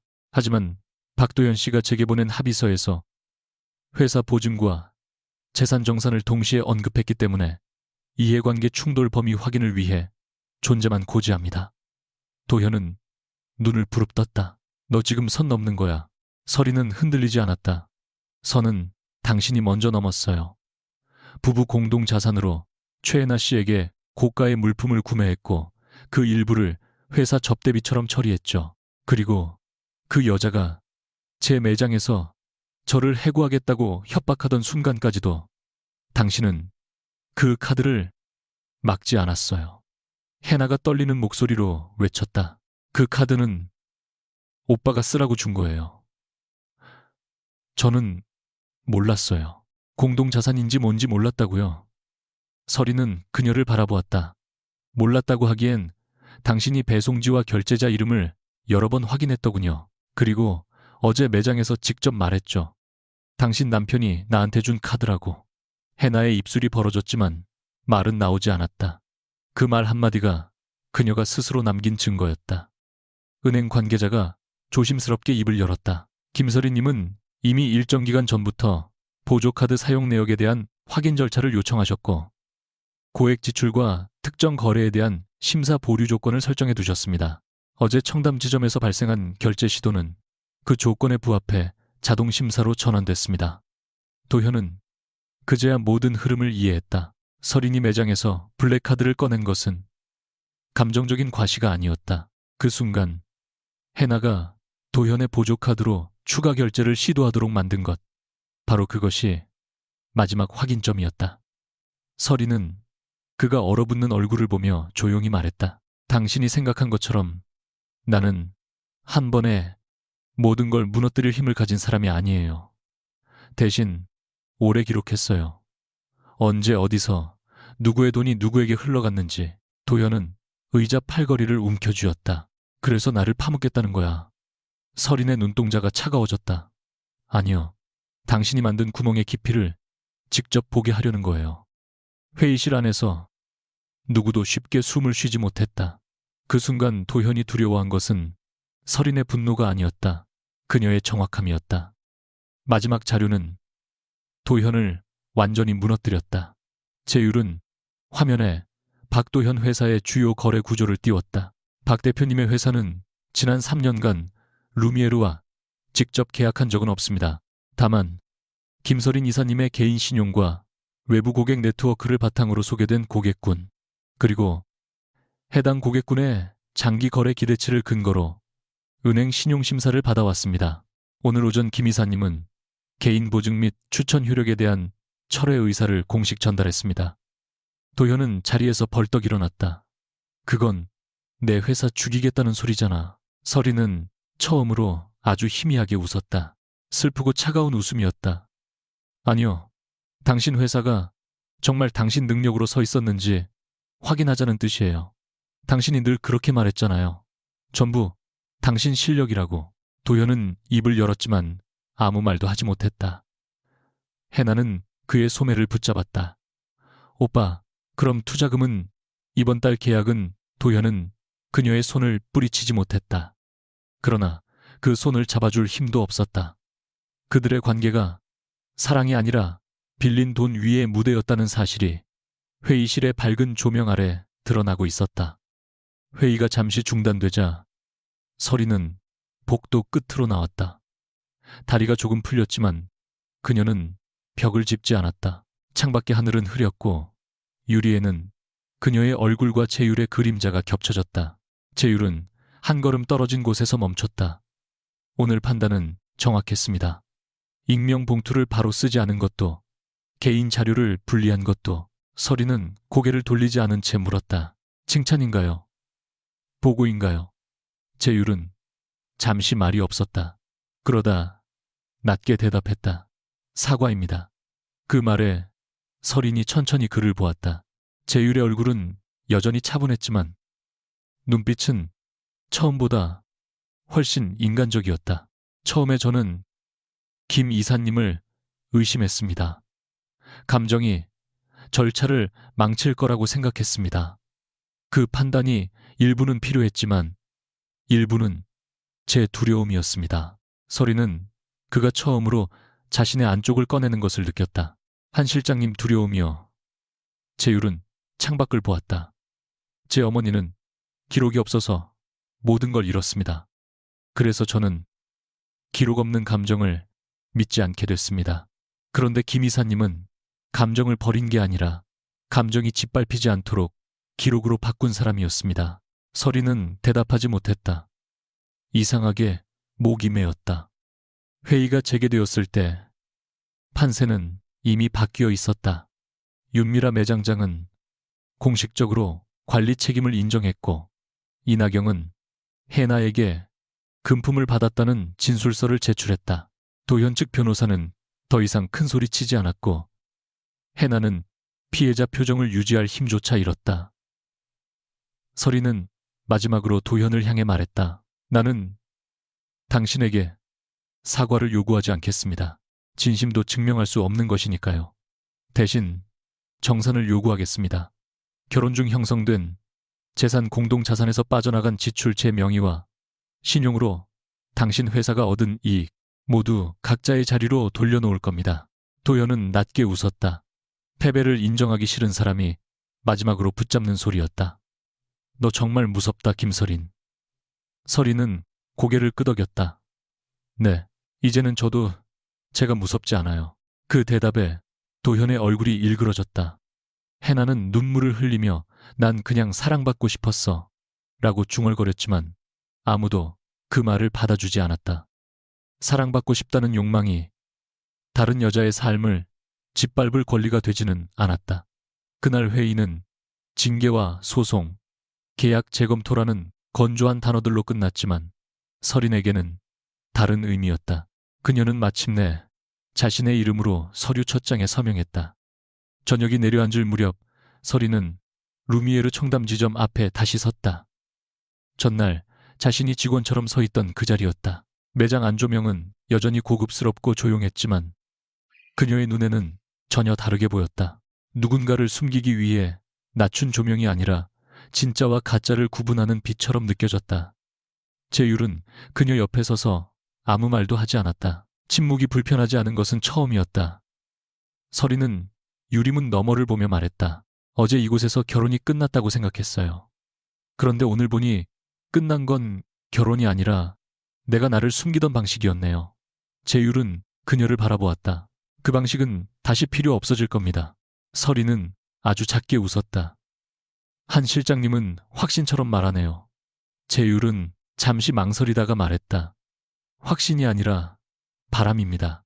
그 말은 고백처럼 뜨겁지 않았지만 서린의 차가운 하루 끝에 조용히 남았다. 그녀는 매장 유리문에 비친 자신의 모습을 보았다. 더 이상 직원도 버려진 아내도 누군가의 체면을 위해 줄어든 여자도 아니었다. 김서린. 그 이름 하나로 충분한 사람이 마침내 문 앞에 서 있었다. 가사 조정실의 공기는 법정만큼 엄격하지 않았지만 설인에게는 그곳이 더 차갑게 느껴졌다. 흰벽 낮은 테이블, 물병 2개, 그리고 서로 마주 앉은 두 사람 사이에 놓인 종이 묶음. 결혼이라는 단어가 한때는 가족 사진과 식사 자리 늦은 밤, 켜둔 현관등 같은 것들을 떠올리게 했다면 지금은 카드 내역과 보증철에서 재산 목록과 조정 조항으로 해체되고 있었다. 박도연은 예전보다 훨씬 마른 얼굴로 앉아 있었다. 넥타이는 고급스러웠지만 눈밑은 꺼져 있었고 그가 억지로 세운 자존심은 조금만 건드려도 무너질 유리잔처럼 보였다. 그는 조정위원이 잠시 자리를 비운 사이 낮게 말했다. 설인아, 진짜 이렇게 끝낼 거야. 우리 좋았던 때도 있었잖아. 설인은 그의 얼굴을 바라보았다. 좋았던 때가 없었던 것은 아니었다.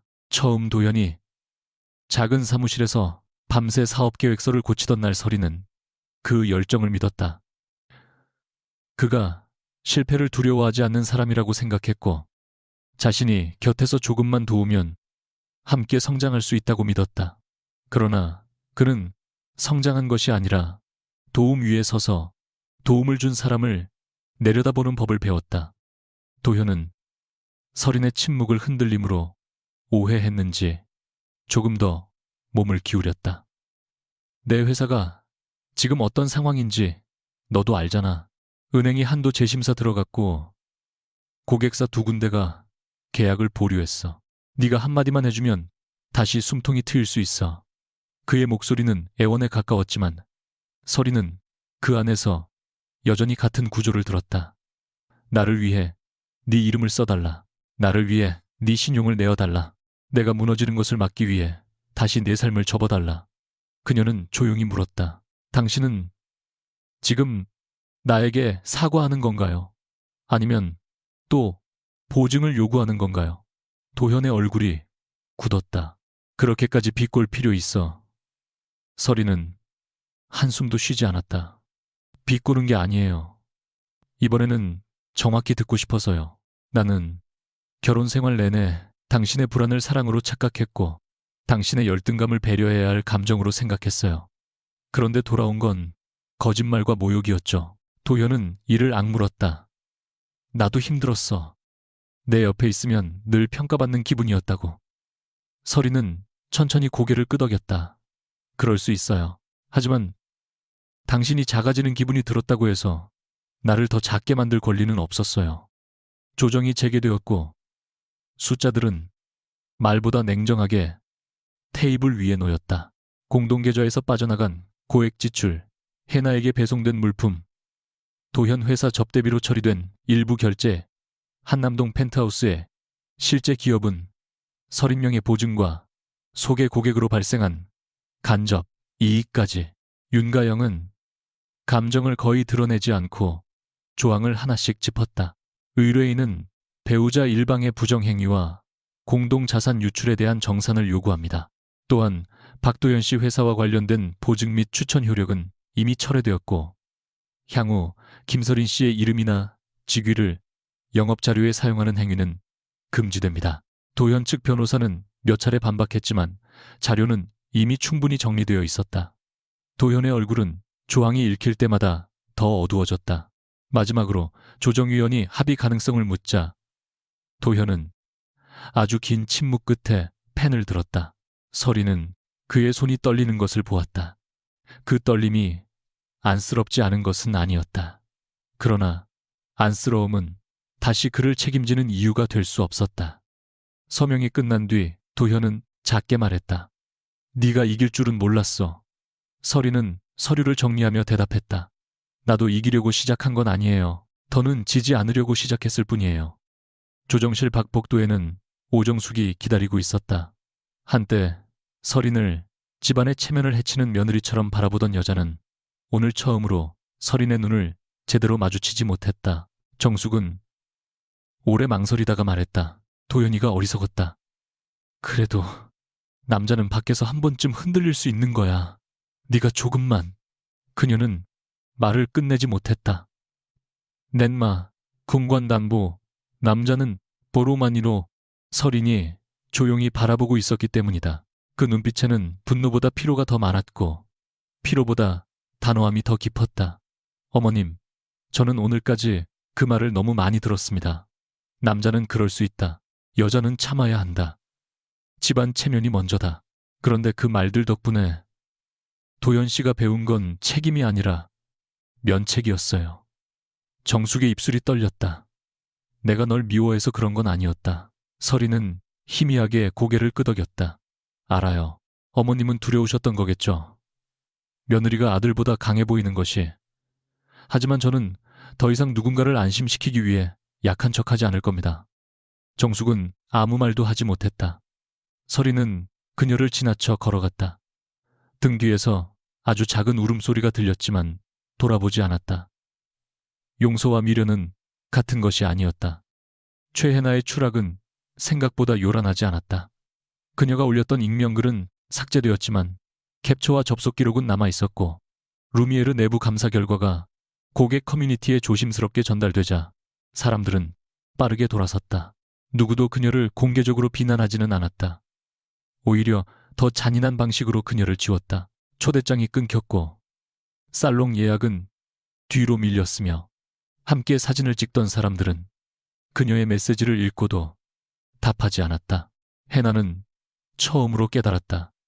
자신이 들어가고 싶어 했던 세계는 돈만으로 문을 여는 곳이 아니었다. 그곳은 차갑고 위선적일 때도 많았지만 적어도 신뢰와 평판이라는 보이지 않는 장부를 가지고 있었다. 그녀는 도현에게 매달렸지만 도현에게는 더 이상 그녀를 꾸며줄 돈도 그녀 앞에서 성공한 남자 인척할 힘도 없었다. 오빠가 책임진다며 나만 이렇게 만들 거야. 해나가 그의 사무실 앞에서 울먹였을 때 도현은 지친 얼굴로 대답했다. 네가 먼저 글 올렸잖아. 네가 일을 키웠어. 그 짧은 문장 하나로 그들의 관계는 끝났다. 사랑이라고 부르던 것은 계산이었고 보호라고 믿었던 것은 신용 한도였다. 한도가 사라지자 감정도 같이 멈췄다. 루미에르 청담 지점은 한 달 뒤 새롭게 문을 열었다. 매장장 윤미라는 관리 책임을 지고 다른 부서로 이동했고 이나경은 징계 절차를 거친 뒤 회사를 떠났다. 서리는 복직 후 첫 업무로 지점 권한 체계를 전면 개편했다. 예약 상품 정보는 최소 인원만 접근하게 했고 고객 응대 기록은 직원 보호와 고객 신뢰를 동시에 지키는 방식으로 바뀌었다. 누군가는 지나치게 엄격하다고 말했지만 서리는 흔들리지 않았다. 엄격함은 사람을 의심하기 위해서가 아니라 약한 사람이 쉽게 이용당하지 않게 하기 위한 울타리여야 했다.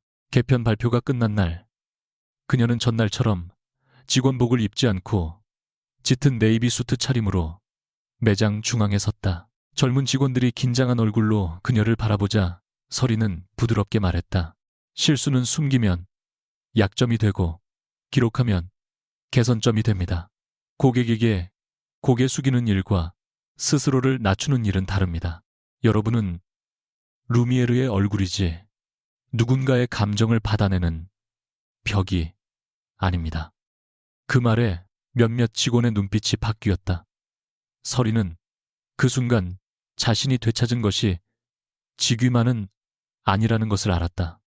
한재율은 그날 매장 뒤 전용 라운지에서 서린을 기다리고 있었다.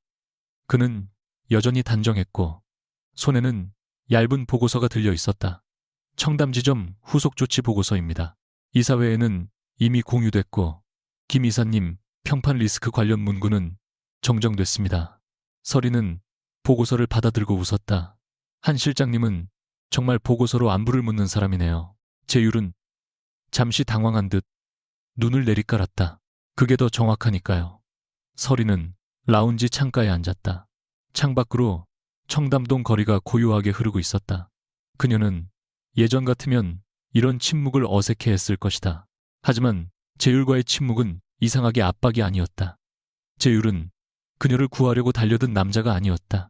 그는 선을 그었고 때로는 차가웠고 그녀를 불편하게 만들었다. 그러나 바로 그 선 때문에 서리는 무너지지 않고 자기 자리로 돌아올 수 있었다. 고마웠어요. 그녀가 말했다. 내 편이라고 말하지 않으면서도 결국 내 편에 서줘서요. 제율은 천천히 그녀를 보았다. 저는 아직도 편이라는 말을 조심합니다. 하지만 김 이사님이 부당하게 밀려나는 일은 막고 싶었습니다. 서리는 미소를 지었다. 그 정도면 충분히 따뜻한 말이에요. 한 실장님 기준으로는요. 제율은 보고서 대신 작은 봉투 하나를 테이블 위에 올렸다. 서린이 의아한 눈으로 보자 그는 조금 어색하게 말했다. 제 어머니가 운영하시는 작은 공방전시 초대장입니다. 업무와는 상관없습니다. 부담스럽다면 거절하셔도 됩니다. 서린은 봉투를 열어보았다. 담백한 종이에 전시 제목이 적혀 있었다. 다시 빚은 그릇들 제목을 보는 순간 서린은 묘한 울림을 느꼈다. 제율은 낮은 목소리로 덧붙였다. 어머니는 오래전 이혼 후 모든 걸 잃었다고 생각하셨습니다. 그런데 어느 날부터 깨진 그릇을 다시 빚기 시작하셨어요. 예전 모양으로 돌리는 게 아니라 전혀 다른 형태로요. 서리는 초대장을 손끝으로 쓸었다. 저를 위로하려고 초대하는 건가요? 제율은 솔직하게 대답했다. 반은 그렇고 반은 제가 같이 가고 싶어서입니다. 그 말은 지나치게 화려하지도 성급하지도 않았다. 그래서 더 오래 남았다. 서리는 창밖을 보다가 다시 그를 바라보았다. 좋아요. 대신 조건이 있어요. 제율의 눈빛이 조금 긴장했다. 말씀하십시오. 서리는 작게 웃었다. 그날은 보고서 얘기 금지, 절차 얘기도 금지, 그냥 그릇 보고 커피 마시고 사람처럼 얘기해요. 제율의 입가에 아주 희미한 미소가 번졌다. 노력하겠습니다. 며칠 뒤 서리는 한남동 펜트하우스에 마지막으로 들렀다. 이삿짐 업체가 이미 대부분의 물건을 정리한 뒤였고 거실 벽에는 결혼사진이 걸려있던 자리만 희미하게 남아 있었다. 그녀는 서랍 깊숙한 곳에서 작은 상자를 꺼냈다. 결혼 반지 케이스, 오래된 카드 도현이 처음 사업을 시작했을 때 썼던 손글씨 메모들이 들어있었다. 한때는 버리면 자신의 일부도 함께 사라질 것 같아 꺼내보지도 못했던 물건들이었다. 그러나 이제 그것들은 상처가 아니라 지나간 시간의 증거처럼 보였다. 서리는 반지를 케이스에 넣어 테이블 위에 두었다. 도현은 오지 않았다. 대신 짧은 메시지만 보냈다. 미안했다. 너무 늦었다는 걸 알아. 서리는 그 문장을 오래 보았다. 그리고 답장을 쓰지 않았다. 사과를 받지 않겠다는 뜻이 아니라 그 사과로 다시 연결될 필요가 없다는 뜻이었다. 그녀는 빈 거실을 한번 둘러보고 현관문을 닫았다. 문이 닫히는 소리는 작았다. 하지만 그 작은 소리 뒤로 그녀의 지난 몇 년이 조용히 끝났다. 봄이 시작될 무렵 루미에르 본사 옥상 정원에는 아직 찬바람이 남아 있었다. 서리는 회의를 마치고 올라와 잠시 서울의 풍경을 내려다보았다. 강남의 빌딩들은 여전히 높고 차가웠지만 그 사이로 오후 햇빛이 부드럽게 내려앉고 있었다. 제율이 뒤늦게 올라와 그녀 옆에 섰다. 손에는 커피 2잔이 있었다. 보고서 없이 왔네요. 서린이 장난스럽게 말하자 제율은 한 잔을 건네며 대답했다. 조건을 지키는 중입니다. 둘은 한동안 말없이 서 있었다. 침묵은 더 이상 도망칠 곳이 아니라 나란히 머물 수 있는 공간이 되었다. 서린은 커피잔을 감싸주며 말했다. 예전엔 사랑받으려면 조금 작아져야 한다고 생각했어요. 상대가 불편하지 않게, 집안이 시끄럽지 않게, 내가 너무 강해 보이지 않게. 제율은 그녀를 바라보았다. 자칭고짐, 모델은 있습니다. 지금은요. 서리는 천천히 숨을 들이마셨다. 지금은 내가 작아져야 유지되는 관계라면 처음부터 내 것이 아니었다고 생각해요. 제율은 오래 침묵하다가 말했다. 저도 배웠습니다. 기록은 사람을 지키지만 곁에 서는 일까지 대신해 주지는 못한다는 걸. 서리는 그 말을 듣고 조용히 웃었다. 그날 저녁 청담 루미에르 매장 앞 쇼윈도에는 새 시즌 문구가 걸렸다. 당신의 이름으로 선택한 것만이 오래 남는다. 그 문장을 최종 승인한 사람은 서린이었다. 직원들은 폐점 준비를 하고 있었고 거리의 불빛은 유리 위에서 길게 번졌다. 서리는 매장 안을 천천히 걸었다. 처음 그곳에서 해나가 돈으로 그녀를 짓밟으려 했던 순간이 떠올랐지만 더 이상 심장이 내려앉지 않았다. 그날의 수치심은 이제 그녀를 설명하는 장면이 아니었다. 오히려 그녀가 자신을 되찾기 시작한 첫 장면이었다. 출입문 근처에서 재율이 기다리고 있었다.